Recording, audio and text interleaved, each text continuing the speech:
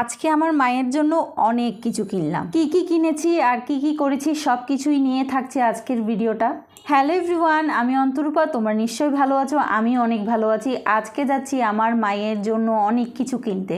তো আমি তো একা হাতে সব কিছু করতে পারবো না, সেজন্য আমার বৌদিকেও সাথে নিয়ে গিয়েছি। প্রথমেই সুযোগ পেয়ে দুটো নারকেল নিয়ে নিলাম। এরপর আসছি শাড়ি কিনতে এসে দেখি কোনো শাড়ি আমার পছন্দ হচ্ছে না। প্রথমে একটা দোকানে গিয়ে দেখি সেখানে শাড়িগুলো আমার একটুও পছন্দ হচ্ছিল না, মানে ওখানকার প্রিন্টগুলো আমার একটুও পছন্দ হচ্ছিল না। পরে আরেকটা দোকানে যাই, গিয়ে সেখানে অনেকগুলো ভ্যারাইটিস দেখতে পাই। সব কিছুই আমার একরকমই মনে হচ্ছিল, কিন্তু এই কয়টা শাড়ির মধ্যে থেকে আমি কোনটা বেছে নেব সেটাই বুঝতে পারছিলাম না।